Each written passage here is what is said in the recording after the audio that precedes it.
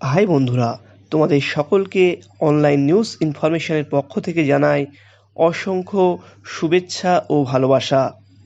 আজকের ভিডিওটি তোমাদের জন্যে খুবই গুরুত্বপূর্ণ হতে চলেছে, তাই তোমরা অবশ্যই ভিডিওটি প্রথম থেকে শেষ পর্যন্ত দেখার চেষ্টা করো। আর যে সকল বন্ধু আমাদের চ্যানেলে নতুন, তারা অবশ্যই আমাদের চ্যানেলটিকে সাবস্ক্রাইব করে রাখো সবার আগে গুরুত্বপূর্ণ বিভিন্ন তথ্য ও এডুকেশনাল ভিডিওগুলো পেতে।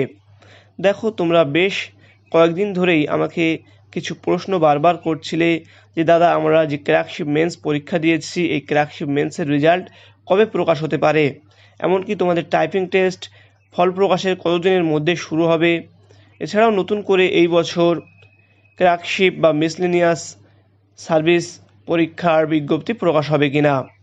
দেখো, আজকের ভিডিওটিতে এই সমস্ত বিষয় নিয়েই আলোচনা করব। তবে যে ডাটাগুলো আমি তুলে ধরবো, সেই ডাটাগুলো আমার নিজস্ব কোনো মতামত নয়। তোমরা যে পেপারটা মূলত ফলো করো, কর্মসংস্থান, যেখানে চাকরি সম্বন্ধিত বিভিন্ন তথ্য সবার আগে উঠে আসে, সেই পেপারেই যে ডাটাটা তারা তুলে ধরেছে, সেই ডাটাটাই কিন্তু আমি তোমাদের সামনে তুলে ধরছি।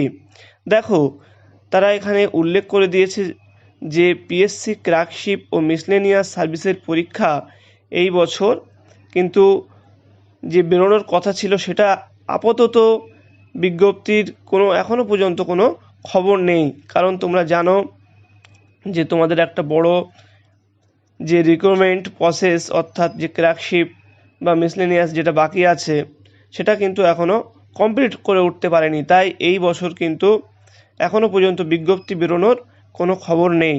এবারে আসছি যে তোমাদের ক্র্যাকশিপ মেন্সের রেজাল্ট কবে বেরোতে পারে।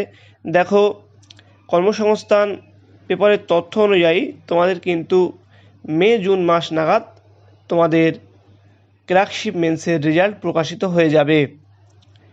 এছাড়াও তোমরা আর একটা প্রশ্ন যেটা বারবার করছিলে, সেটা হচ্ছে তোমাদের রেজাল্ট প্রকাশের কতদিনের মধ্যে টাইপিং টেস্ট হবে।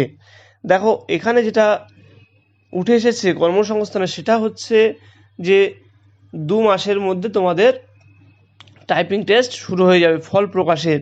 তবে আমি আমার নিজস্ব মতামত থেকে বলবো, তোমরা 2 মাসের কথা ভেবো না, তোমরা সবরা ধরে নাও তোমাদের টাইপিং টেস্ট 2 থেকে 3 সপ্তাহের মধ্যে শুরু হয়ে যাবে, এমনকি হয়ে যেতেও পারে। তাই তোমরা টাইপিং টেস্ট যেভাবে তোমরা চালু রেখেছো, সেইভাবে তোমরা টাইপিং টেস্টটা চালু রাখো। আর তোমরা হার্ড কপি সফট কপি প্রত্যেকটা ভালো করে প্র্যাকটিস করে যাও, এমনকি পারলে 2 রকম কিবোর্ডেও তোমরা প্র্যাকটিস করে যাও, কারণ এটা কিন্তু একটা ভাইটাল বিষয় হয়ে দাঁড়াতে পারে। দেখো, এই 3টি বিষয় মূলত তোমাদেরকে জানানোর ছিল। আজকের ভিডিওটি এ পর্যন্তই। পরবর্তীতে আবার দেখা হবে। এই ধরনের বিভিন্ন তথ্য জানতে তোমরা অবশ্যই কমেন্ট বক্সে জানিও, আমি তোমাদের যথাযথ উত্তর দেওয়ার চেষ্টা করব। ধন্যবাদ, সকলে ভালো থেকো।